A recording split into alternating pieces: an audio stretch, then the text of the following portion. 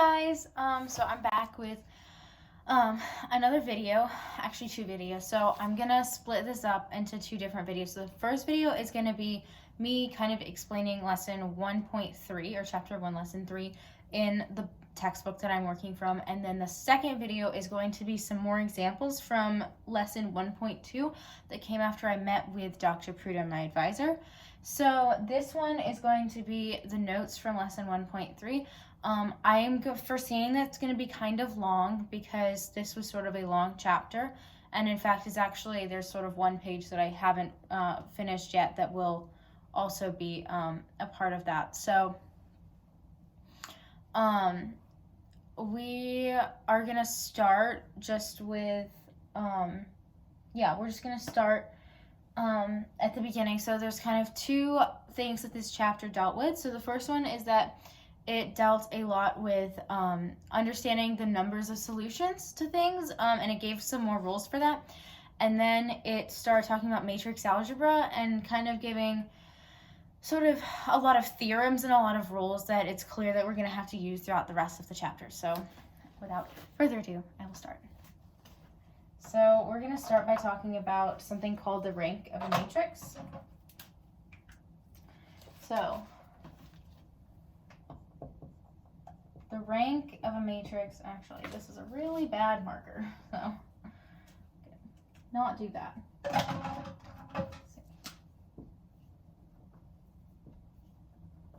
Okay, well that's great. Probably should have invested some time exploring which one of my markers work before I started this video. Okay, I think this one is good. So the rank of a matrix equals the number of leading ones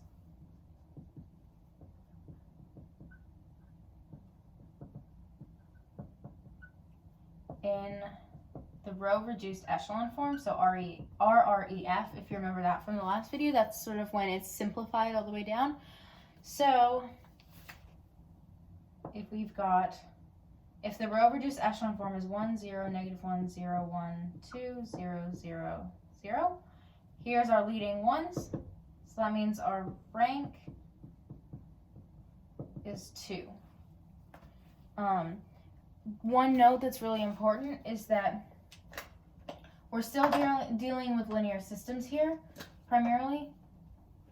And so when we are dealing with linear systems, you have to specify if you are talking about the coefficient matrix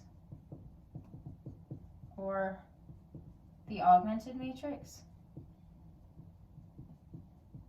So a reminder is that the augmented matrix is going to be the one that looks like, say, like 1, 0, 0, 0, 1, 0.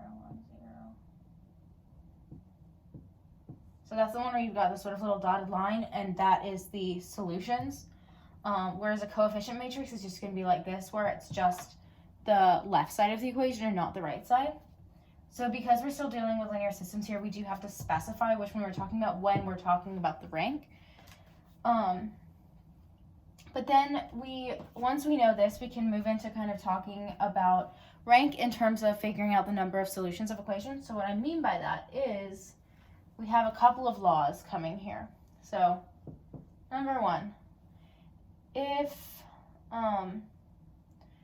a system is inconsistent, I'm just going to say, like, shortening inconsistent, then rank A is going to be less than n. A reminder, n is the number of equations.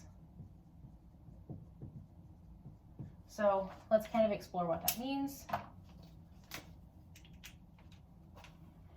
So for a system to be inconsistent, that would mean that we have something like 0, 0, 1, or 0, 0, 0 equals 2. So that means that the rank n, so let's say, so the number of leading variables,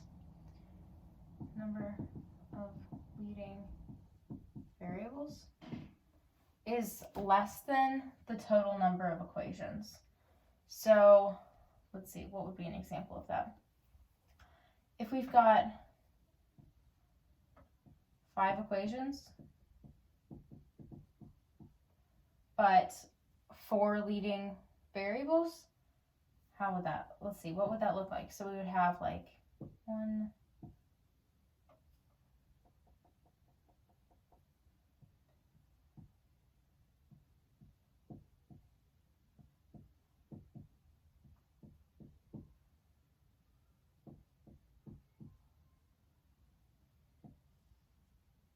so do you see that we've got 1, 2, we have 4 leading variables but 5 equations. And I think what this is trying to get at is that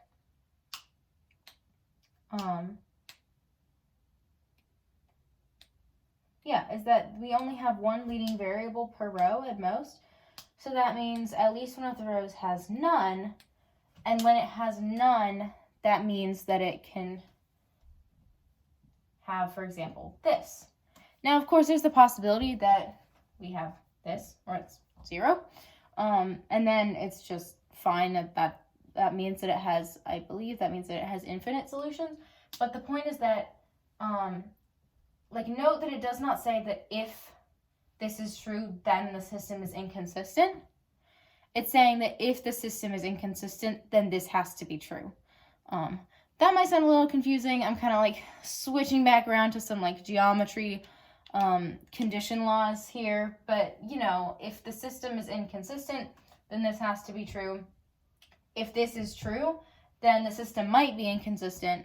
We might also have a situation where we've got zeros equaling zeros, and so then it's not inconsistent. That's fine. But that's kind of the first law that we have to keep in mind. And that's, as you can see, that's kind of how we can use rank to represent the number of solutions in an equation. So our second law is that if a system has just one solution, then rank A equals M. Okay, so what does that mean? That means that, so one solution, we've got, let's say we have 4 n's, or 4 equations. We also have 4 leading variables, so that means 1,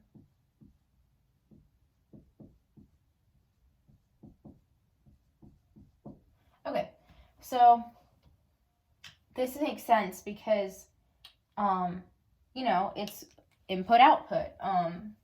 The system has one solution because the number of equations equals the number of leading ones. In other words, the number of variables, because that means that you can solve for all of the variables.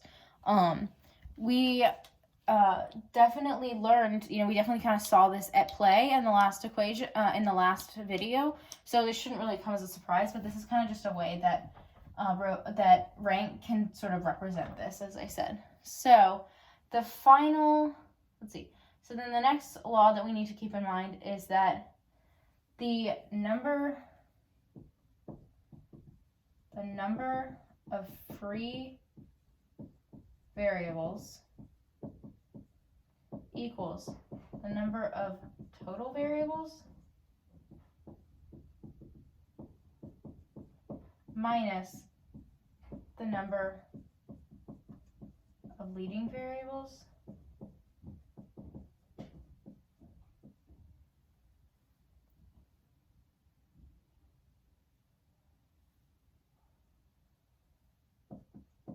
So in other words, the number of free variables equals m minus rank of n. So the reason we think about this, because we know that the number of total variables we saw in the last video that I did, that m is how we represent the number of variables. If you remember, I drew a matrix and I said like m number of variables, n number of equations. So that's kind of where that comes from. But yeah, the number of free variables equals the number of total variables, m, minus rank of n. In other words, the number of variables that we were able to solve for, the number of leading variables. And if you subtract these two things, what's left is the number of free variables, or the number of variables that you can't solve for. So an example of that would be when we solve systems of arbitrary size, and we had variables left that weren't leading ones, and we had to sort of move them over to the other side and create a vector that still had some variables in it. That was what that was. So I'm going to erase now those first couple of laws. Of course, if you need a reminder of them, you can rewind the video, and I will be making reference to them throughout the rest of the video. So we've got some other laws coming up here. So the next one that is that if a system, write this higher up. Okay, if a system has infinite solutions, then rank of A has to be less than M. So here's the rationale behind this. So let's say we have one free variable, one free. And if you think about it, as I said, like in infinite systems, you're going to have some free variables, because the point is that there are some variables that can be any number. You know, like that's what infinite means, is that there's at least one variable that can be any number in the world, and that's why the solution to the system is infinite. So let's say, most basic, we have one free variable. What that means then, if we have the one free variable, that means that M minus rank A equals 1. For that to be true, M has to be greater than rank A. So that's how we get this whole thing, that rank A is less than M. So that's where that law comes from. So now that we know all this stuff, we can write our very first theorem that the book gives. So the theorem given is that it's got two parts. A, if a linear equation has one solution, then there must be at least as many equations as variables. This all makes sense. That's kind of what I said when I was explaining the laws that led up to this theorem. Part B says that Part B is basically the contrapositive version of Part A. Contrapositive, I'm not gonna get into contrapositive versus conditional or different kinds of conditional statements here. If you've taken geometry, that should sound really familiar. A really quick Wikipedia search would explain it, but basically a contrapositive is kind of a version of doing the opposites of statements. So in geometry, you learn about different ways that statements, like if this is true, then this is true, ways that you can kind of switch that around and have it still make logical sense. This is a version of that you will see in a minute, but basically the contrapositive version of this is that a linear equation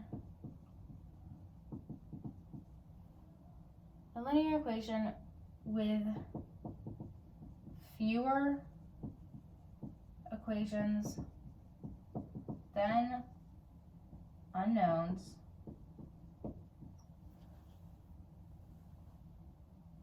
so n is less than m, either has infinite solutions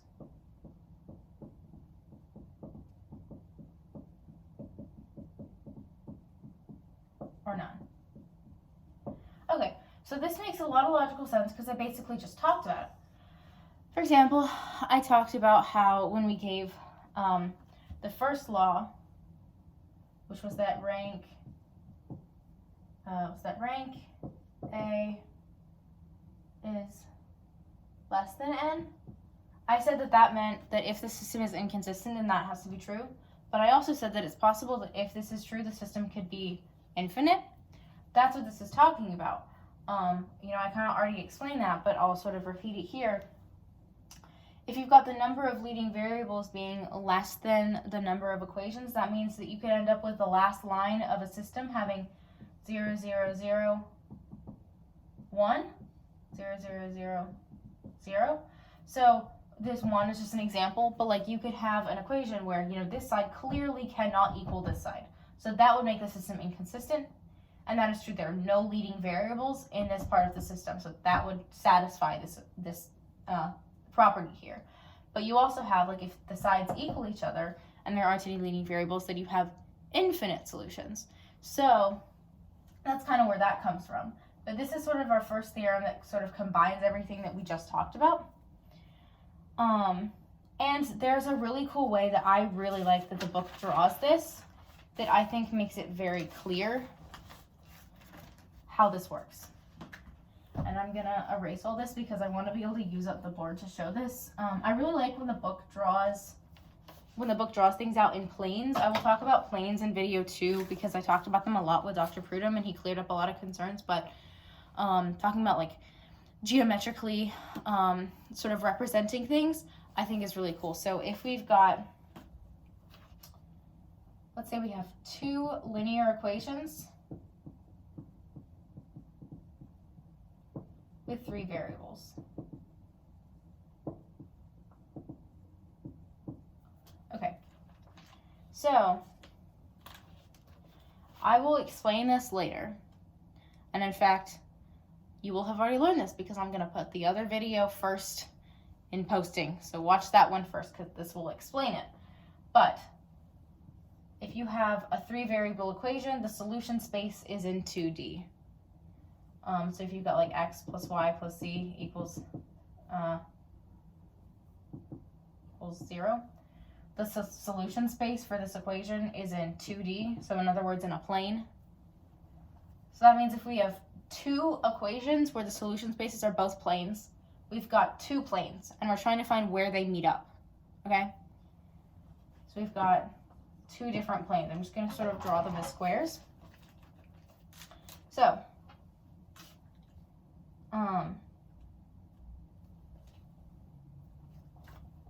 there are two ways that we can draw this.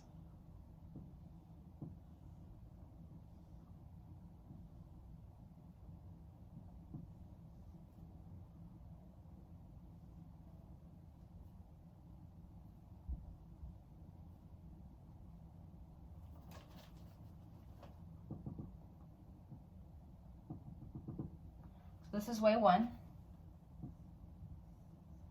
and this is way 2. You only have 2 equations, but you're trying to solve for 3 variables. So when you draw that on a plane, when you draw that, you've got these 2 planes. Either they meet up here along this line, which means that any point along this line works. And because a line is always infinite, by the definition of a line, there are infinite solutions possible here. Or the other way that you could draw 2 equations with 3 variables, so in other words, both of them being planes, is if they never touch. So inconsistent. So this is just kind of an example of how you can use geometrical representation to kind of prove things. I really thought that was cool, personally. Okay. So now that we've kind of got through that first proof, let's see. We then have theorem 2. This, if you haven't figured it out by now, this lesson is very law and theorem heavy. Okay, so theorem 2 is that a linear system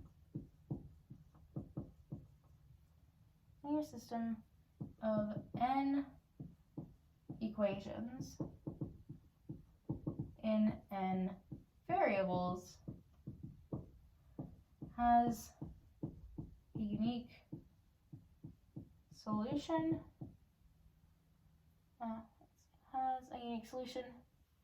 if the rank of its coefficient matrix equals n. So I'm not going to focus a ton on this because it's really just a way of writing what we kind of said. But if we have a linear system, it's got n equations in n variables, it has one solution if the rank, so the number of leading variables, is equal to the number of equations.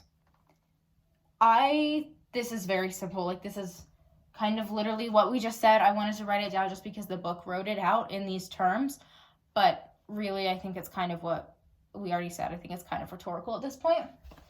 But that was part 1 of the video. Those were all explanations of solutions, using ranks to figure out solutions, laws for understanding inconsistent, infinite, and unique solutions. Part 2 is on matrix algebra. Yay, lots more theorems. Get excited. Woohoo. Okay, so before we get into part 2, I want to remind you of something from part 1. Not part 1. From first video. So, what I wanted to remind you of is the fact that, note that I am rifling pages here, trying to find the page this is on so that I can draw it correctly. Okay.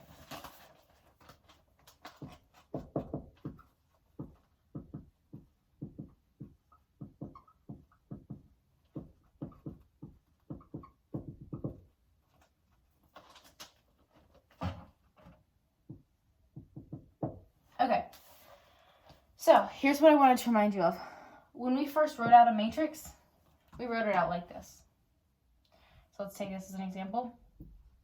This first number represents the row. The second number represents the columns. And we represent this as ij. So that means that I equals number of rows, j equals number of columns. Okay. So I wanted to remind you of this because this lesson is going to be using mainly the components of I, a ton to explain matrix algebra. So I'm going to actually write that at the top of this lesson so that we can keep it in mind all the time, because even sometimes I forget it and I'm like, which one is which? So I is number of rows, j is number columns, and then I will also write out m, number of variables, n, number of equations. So yes, definitely keep that in mind going into this lesson. Very important. Okay, so I'm gonna start out with two really simple things. Y'all probably learned this in Algebra 2. I didn't, but I heard that matrices were a part of Algebra 2, so I will speed through these very quickly because I think they're probably things that were learned. But if we want to add two matrices, as long as they're of the same size, say we have a ij, b, ij, the corresponding matrix is going to be a ij plus b ij for kind of all of these matrices. So that's very simple. You just add the two of them together. I just want to say it for the sake of it. If you are multiplying a scalar times a matrix, it's also pretty equally simple. K times A, 1, 1.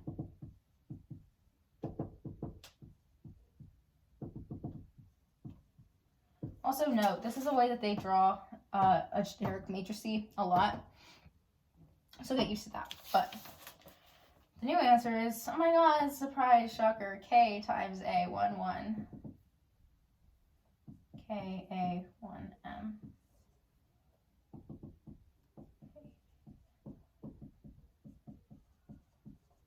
So yeah, that was 2 minutes of your life you will not get back. I'm sorry, I just wanted to make sure that was stated first. But moving on to explaining multiplying matrices by each other. The first part, so the way that this book goes about it is it explains two laws for this in terms of, firstly, the rows and then secondly the columns.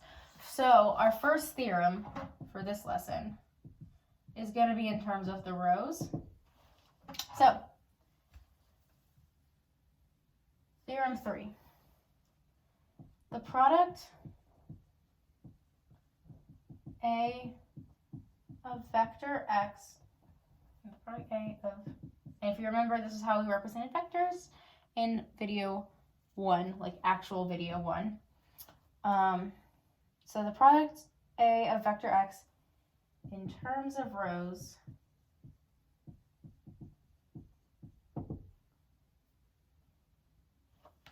is this. A times vector x equals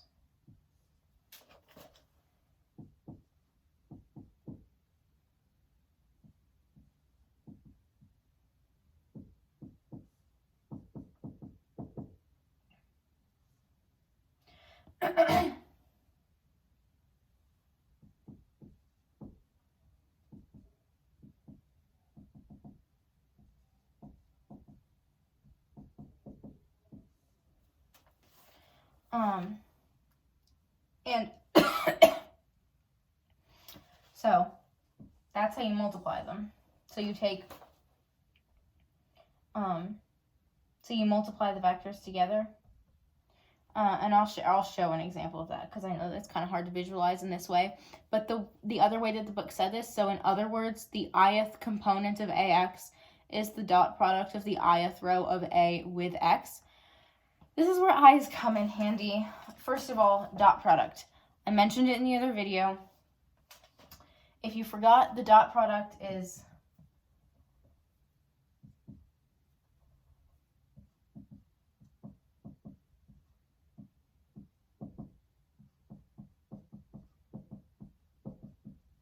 so it's just that. It's just a method of multiplication. So what it means when the book says that is that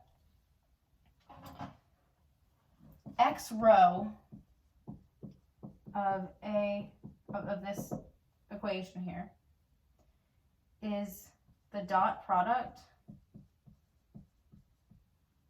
of x row of A and the vector x.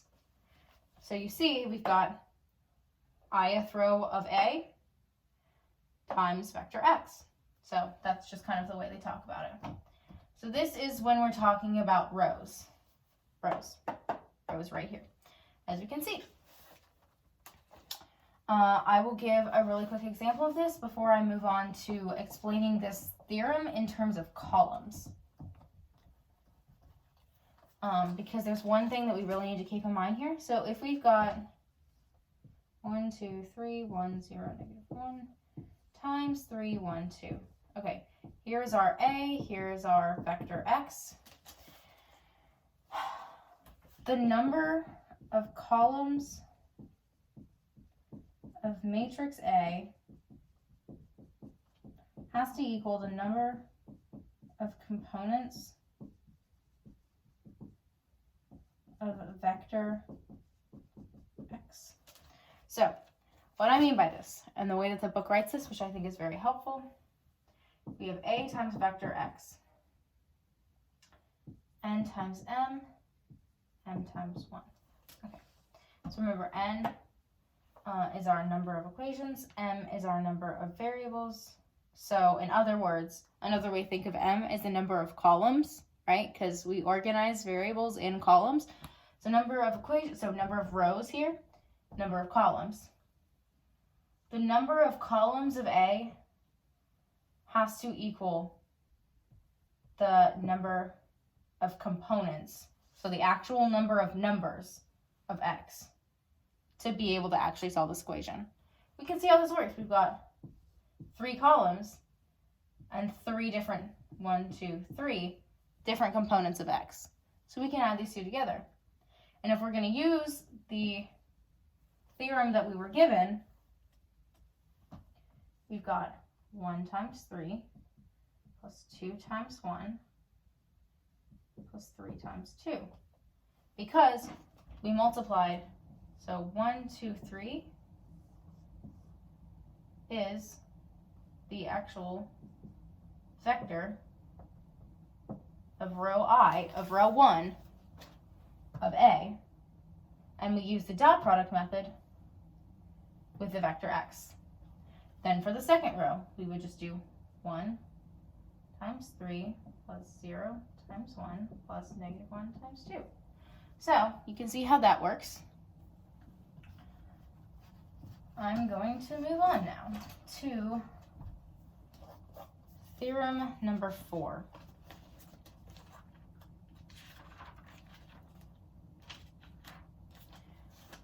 The way that we're going to do this is that we're going to look back at the last example that we had, and we're going to use the column method on it and explain how it works. 1, 2, 3, 1, 0, negative 1, 3, 1, 2. Okay. A way that we can write this: 1 times 3, 1 times 3, plus 2 times 1, 0 times 1, plus 3 times 2, negative 1 times 2. Why can we write it this way? If we think about what we did in the last time that we did this equation, we said 1 times 3 plus 2 times 1 plus 3 times 2, 1 times 3 plus 0 times 1 plus negative 1 times 2. All this did was split this up into 3 different matrices or vectors and add them together. And just based on basic rules of math, we know that would be okay. So we've written it here in this way, but that means that we can then do something cool, which is we can pull out 3 times 1 is 1 times 2 is 2 times 3. So this is true for both, right? So we can pull out the 3. This 1 is true in both, so we can pull out the 1. This 2 is true in both, so we can pull out the 2. You should notice that this is starting to look like the dot product that was covered in the last couple of videos. Because what we then have now, we can say here that vector 1 is 1, 1. Vector 2 is 2, 0.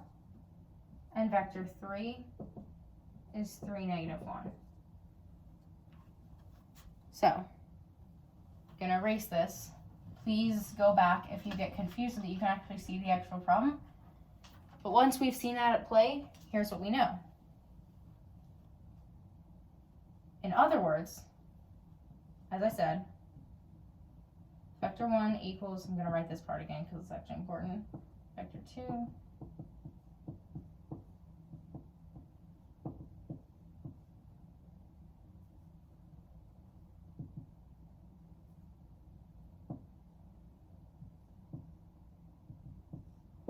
these things. In other words, the columns of A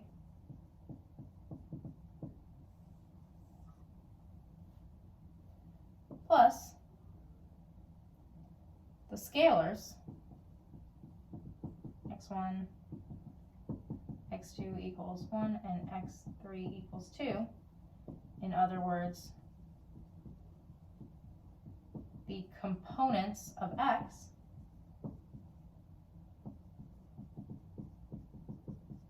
is what we've got here.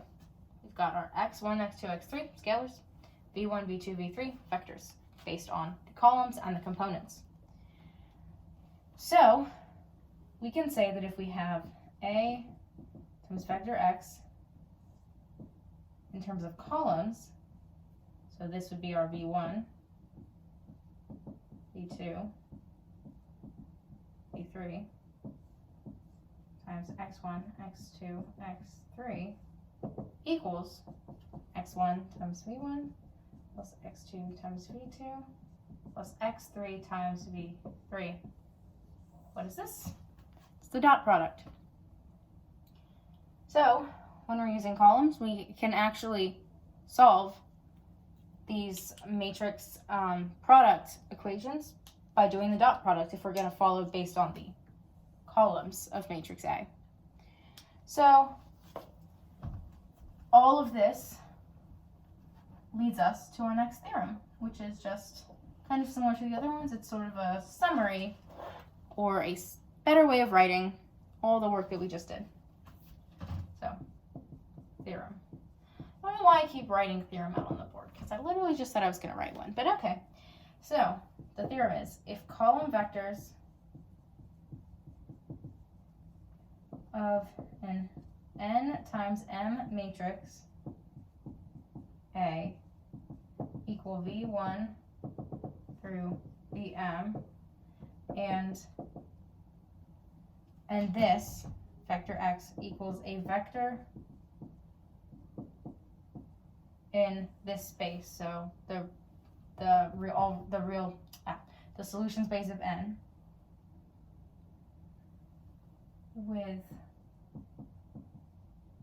components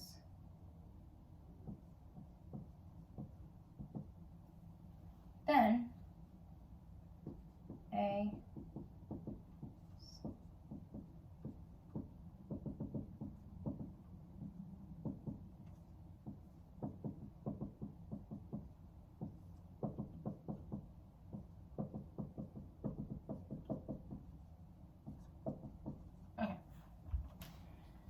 this would be the equation, the very general equation. I kind of wrote a version of that before, but this one is truly completely generic. So yeah, that is really just another way of solving the product of a matrix times a vector. But both of them are going to be really useful later on. I'm actually going to show you sort of an official proof of this theorem as well.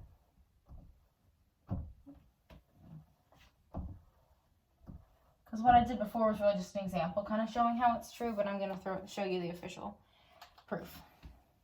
So, we have A of ij.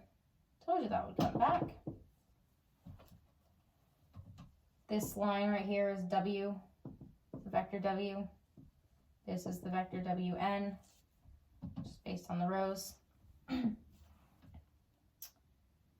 And that would be the ith component. So, if we're looking at the ith component of A times the vector x for x1, v1,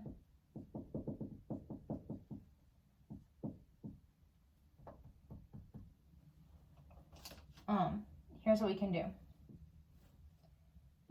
Ith component of A vector x equals W1 or Wi times x equals AI1 x1 plus AIM xm. So I'll just give a really quick explanation here. So for the ith component of Ax, we already know that that's going to be this row, like the vector of this row, times the vector x. We proved that in the first part, or in the very first theorem regarding these product methods when we talked about in terms of rows. So that should already be familiar to us. But another way that we can write that is by saying AI1, because that is A with a component I in the very first column, times x1 all the way through. This should look familiar because this is literally what we did in the theorem that had to do with it in terms of rows. We took the equation, we took the matrices, and we multiplied and added things like this for each different row. So that should be familiar from the previous theorem. But then once we have that, what we can say is that x1 times ith component of v x1 plus xm times ith component of Vm. Because V1 here, oh,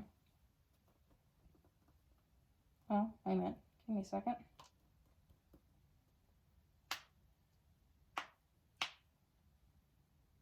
Okay, so V1 is the columns, I believe. Yes, V1 is the columns. So we can then say that x1 right here can be multiplied times the ith component of V1, because if we look at what A11 is, or AI1 is, right here, if we've got a matrix and we've got V1, the vector 1 is column 1, so that takes care of that part, right? And the ith component of that vector is going to give us the entry, because we've got ith component here, this row, is going to give us the entry AI of 1, right? So in other words, the entry AI1 is equivalent to the ith component of vector V. Vector V being the columns vector of the matrix. So once we know that, super close to the end here, guys. Once we know that, we can say the ith component of x V1 plus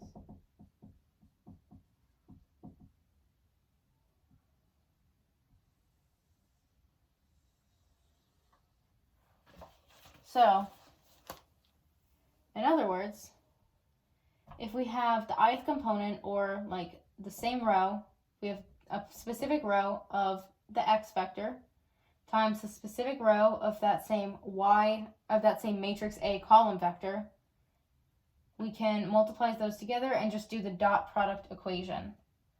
So when we say our final theorem that x1 V1 plus xm Vm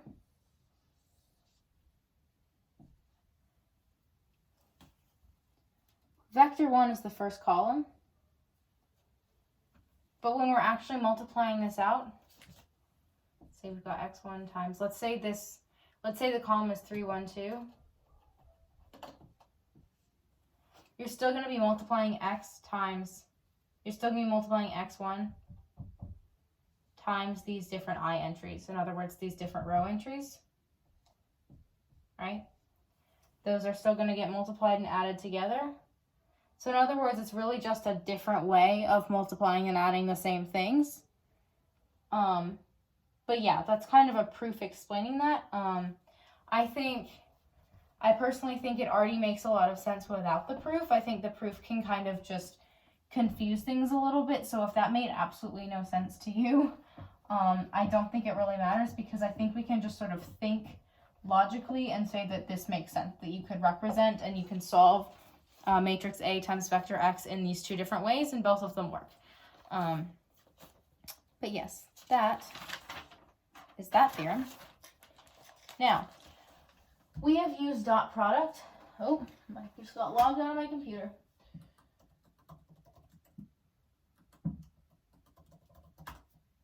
But, okay. We have used the dot product several times now. The dot product is kind of what's known as a linear combination. So I'm going to define those now because they clearly come up a lot. Dot product is clearly very useful. So, linear combinations. A linear combination. Okay. So if we have a vector that we're going to call B in the subspace of N,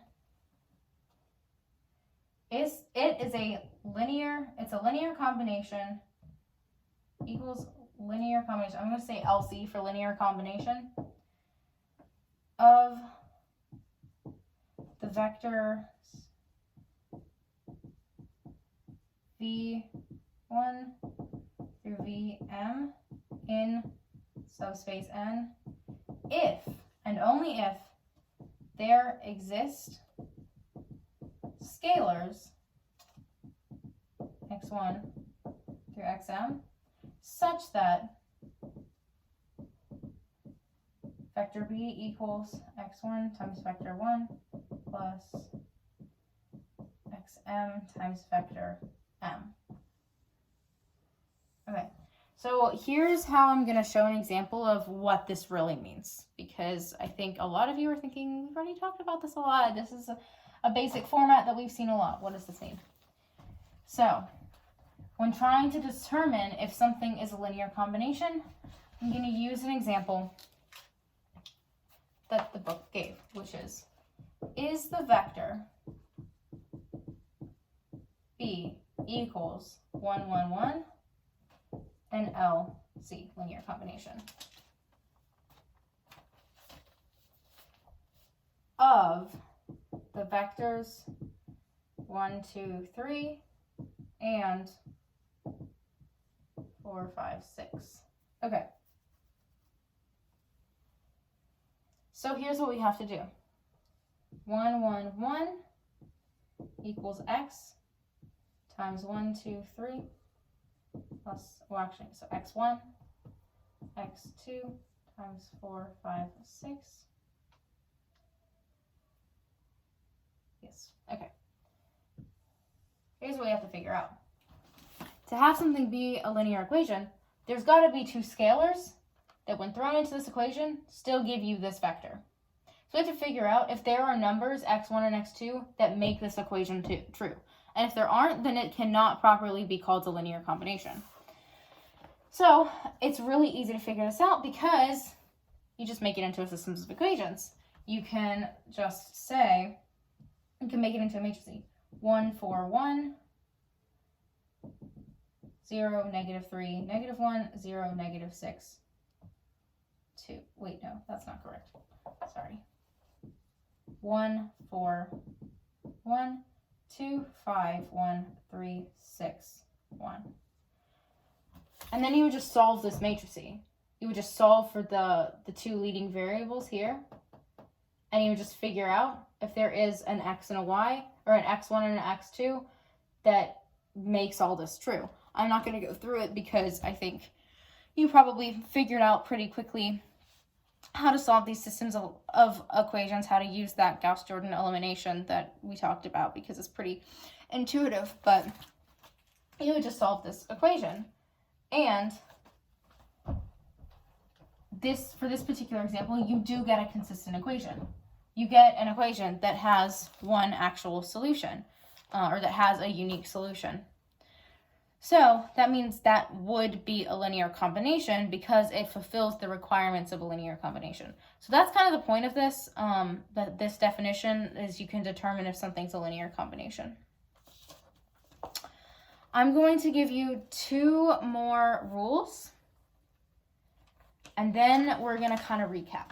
So hang on. I know it's been, wow, almost close to an hour now. Goodness gracious. But here are the 2 rules that I'm going to give you. If you have a matrix A times vector x, or not matrix A, this is actually not a matrix here. This is just a scalar, which is really, really frustrating. Oh, wait, no. Scrap everything I just said. A is a matrix. I'm sorry. So if we have a matrix A times a vector x plus a vector y, that equals A times a vector x plus A times a vector y. And if we have A times a coefficient or a scalar k times vector x, that is the same thing as k times the matrix A times the vector x. So the book offers a proof for this first equation. So I'll give that really briefly. Okay. So we're going to remember again, the ith row of A is vector wi, okay? So if we've got that the ith component of A times vector x plus vector y, that is the same thing as saying w1, vector w1 times vector x plus vector y, which is in other words the same thing as saying w1 or wi times the vector x plus wi times the vector y, just because of distribution. So then that means that we can say that the ith component of A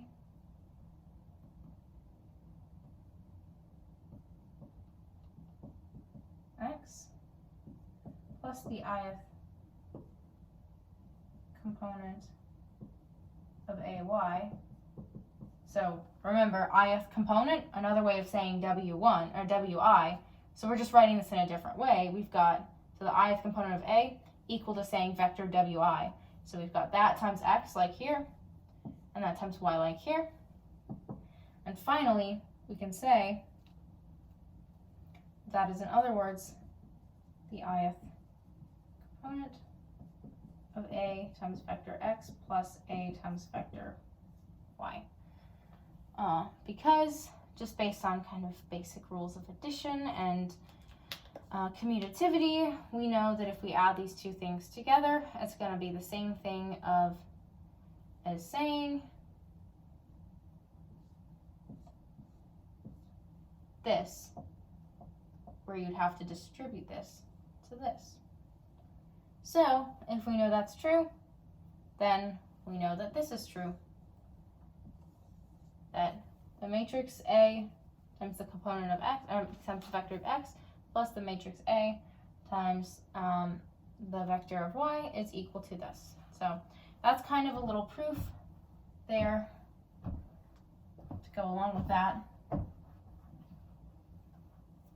But now, I'm going to recap a little bit, because there's really only two things that you need to get out of this lesson. And that is one.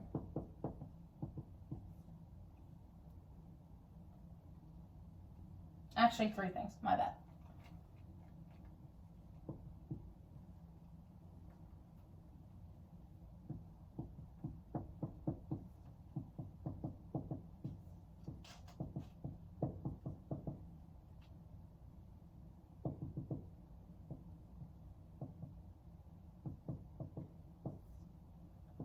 Thing one, you need to remember understanding the product of these two things in terms of the rows.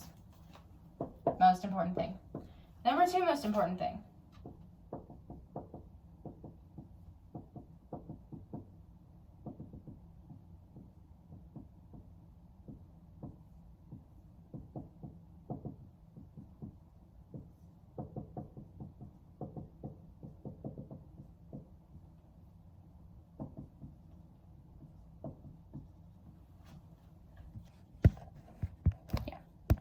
Number two most important thing. The product of these two things in terms of the columns. And number three most important thing.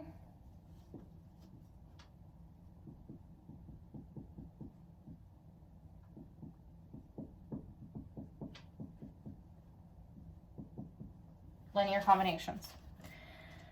That's really the only thing that you need to have learned in this entire lesson. So if you tuned out for everything, and you know these two equations, even if you don't know the proof, I mean, obviously it's preferable that you know the theorem and the proof, but these are really the equations that matter. Obviously, I don't know this for sure yet, but it's kind of presenting it like these are things that can be used a lot as laws to sort of shift between things, to work in a lot of different equations, to kind of act as, you know, the way that basic algebra works to act in pre-calculus and calculus as sort of a tool for doing a lot of cool things.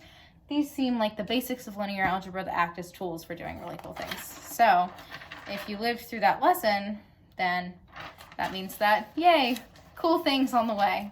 So thank you for tuning into what turned out to be an hour-long lesson. I will forgive you if you do not watch the whole thing.